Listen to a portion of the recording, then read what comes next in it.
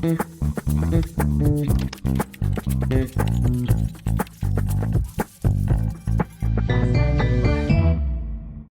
to the FTTM podcast, your guide to getting the right product to the market on time. Today, we are doing a deep dive into the absolute foundational best practices of fast time to market.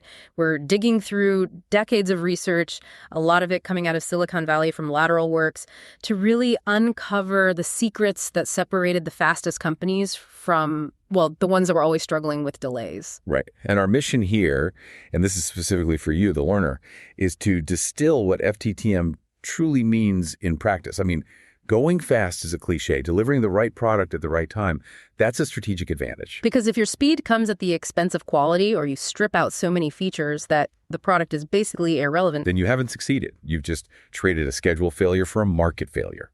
This whole system is about finding that organizational balance that makes real speed possible. And this framework we're looking at it's intensely holistic. We're looking at success across 3 horizontal categories: mindset, the host environment, and team execution. And then those are classified vertically across how you manage your portfolio, your operating environment, and your day-to-day execution. Okay, but before we jump in, we have to start with what the research called the most counterintuitive finding of all. Yes.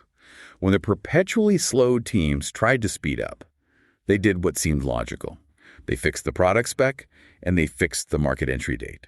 They tried to force the organization to comply. And it almost always failed. They'd miss both targets, usually by a huge margin. Precisely. Fast organizations realize that in complex development, the target is always moving. The market, the competition, technology, it's all shifting. So they kept things fluid. Exactly. They kept both the product definition and the schedule fluid, adapting as they went. They knew their mission was to deliver the right product for that dynamically changing moment. This deep dive is all about understanding the mechanics they use to get that fluidity without, everything falling into chaos. Okay, let's unpack this, starting with the mindset and specifically the financial urgency behind all this. I think a lot of companies treat a delay as just, another line item. But the sources show the reality is far more shocking. Being late has this enormous financial impact. It's the ultimate business lever. It truly is.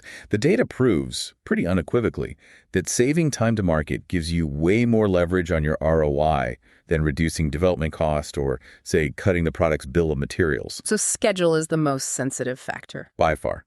We analyzed one project, a high-volume consumer product, and the cost of delay was calculated at, well, it's an astonishing $1.6 million in lost profit. Wait. $1.6 million per day. For every single day of delay. That is staggering. I mean, that one figure just reframes the entire discussion. It means the leadership team shouldn't be asking, how cheap can we make this, but how fast can we get this to market? Exactly. When the leverage is that high, top management gets it. They recognize they can literally pay to save a day and still generate a massive return. You can buy equipment, hire extra help, pay for priority testing, whatever it takes, because schedule is king. And if schedule is king, then the focus has to shift to finding and eliminating waste. So where does all that time go? It's not all just engineering work. That's the critical insight. Most of the lost time, we're talking about 80% of the total wasted time, is simply waiting. And it's concentrated in 2 places. First is what we call gestation, which is the period from the initial idea to the moment the full team is actually formed and funded. And the second? Overruns.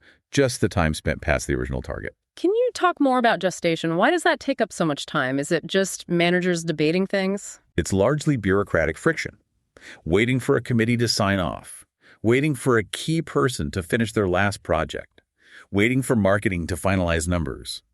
These slow organizations might spend 9 months just debating a concept before a single line of code is written.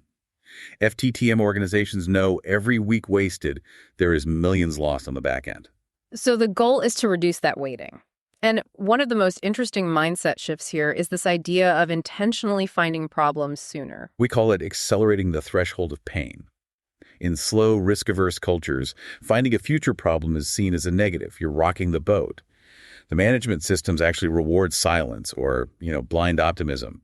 Fast organizations flip that completely. They reward early warning behavior and total transparency. So the mantra is something like, the sooner we find it, the more time we have to fix it. That's it, exactly. The sooner problems are found, the more time we have to fix them. So failure isn't a sign of incompetence. It's just a necessary step in learning. It's the fastest way to learn. And they build this into their budgets, allocating R&D money specifically for multiple learning cycles. It's a culture of fail faster. You reward the person who brings up a potential problem months in advance. You give the organization time to pivot before a small technical issue becomes a massive schedule slip.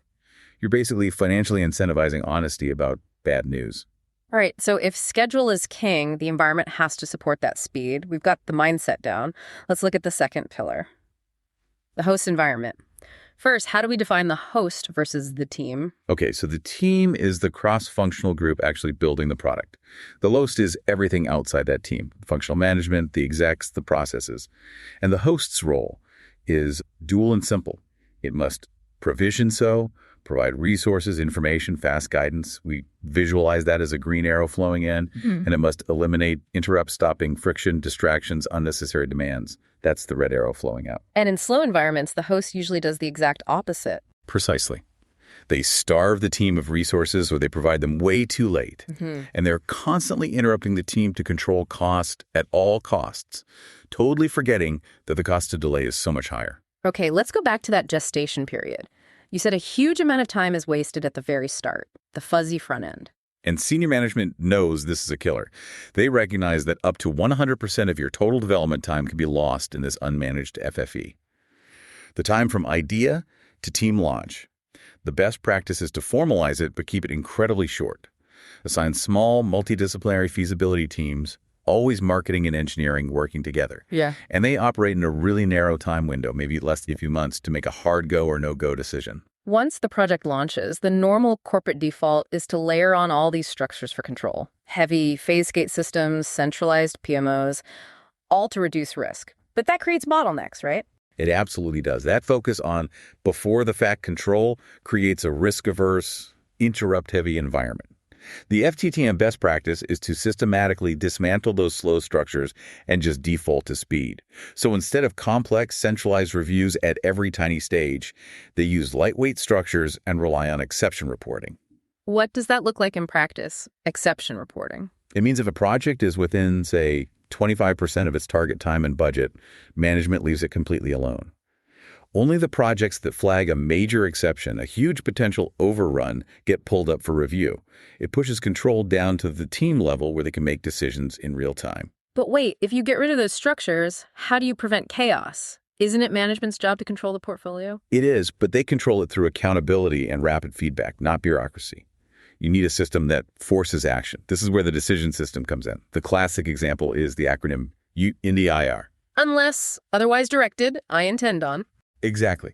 Teams use that phrase all the time in meetings, in emails.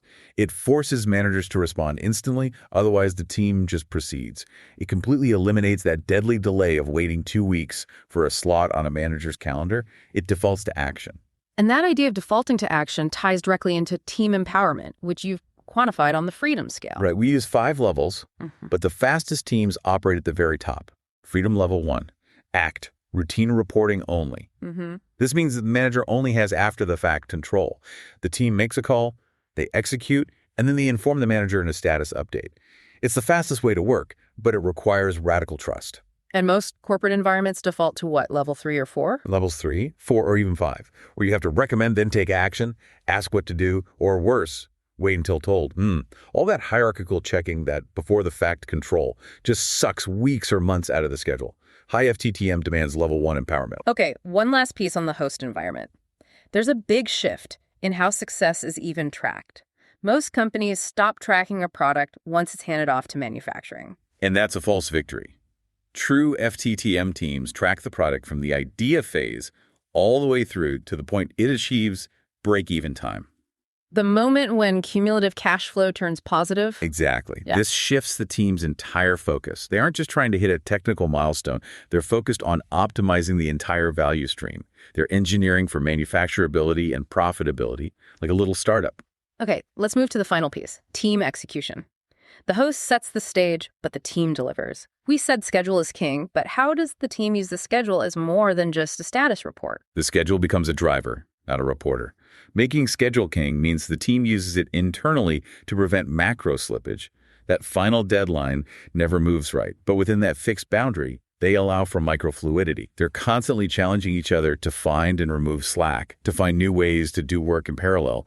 It forces acceleration. And when you build these teams, you have to get over that traditional problem where people are more loyal to their department software hardware than to the product itself. The slow way is organizing by functions, which just reinforces those silos. Fast teams organize around role lights, not functions.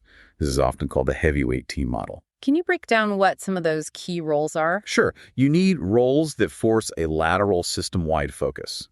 You need a system architect whose only job is to make trade-offs that optimize the total system, not just their little piece of it. They have the authority to tell a sub-team to defeature something if it helps the overall product get out the door faster. And you need a chief engineer or program manager who is a senior, respected decision maker, empowered to make fast trade-offs without escalating everything up the chain. So in this heavyweight model, the functional roles are subordinate to the program roles. Yes. The functional groups become service providers. They supply skilled people and expertise, but the power and decision-making for the product shifts entirely to that small, autonomous core team. They really do operate like a startup inside the company, empowered at freedom level 1, accountable directly to that goal of break-even time. Now let's circle back to that core counterintuitive idea. The product spec itself has to stay fluid. How do you prevent that from just becoming uncontrolled scope creep? That's the critical balance. FTTM teams never freeze specs. Instead, they use a strategy of flexible containment. They start design early with what they call fast 80-20 initial specifications. They lock down the absolute critical stuff first, and then they allow the less critical feature details to evolve as they learn from testing and from the customer. And they manage this by co-developing with Tier 1 customers. But how do you handle that relationship when the specs are always moving? Doesn't the customer just keep asking for more? They manage it with a structured approach called the TNT approach. Teach, negotiate, tell. First, you let the customers teach your team how they actually use the product to solve a real problem. That builds empathy. Second, you negotiate with them to agree on how much is enough for the key requirements. You get agreement on that core 80% of features. And the tell part. The tell is the moment where the empowered team, after listening and negotiating, tells the customer exactly what the final specs will be and when they'll get it. This deep, ongoing contact lets the team adapt quickly and solve the real market need faster than the competition can even finalize their feature list. And the last piece of execution ties right back to the mindset failing as a learning tool. You have to design the process to fail early. It's the philosophy of fail fast, integrate, and prototype early. You contrast that with a slow, linear waterfall model, EVT, then DVT, then PVT.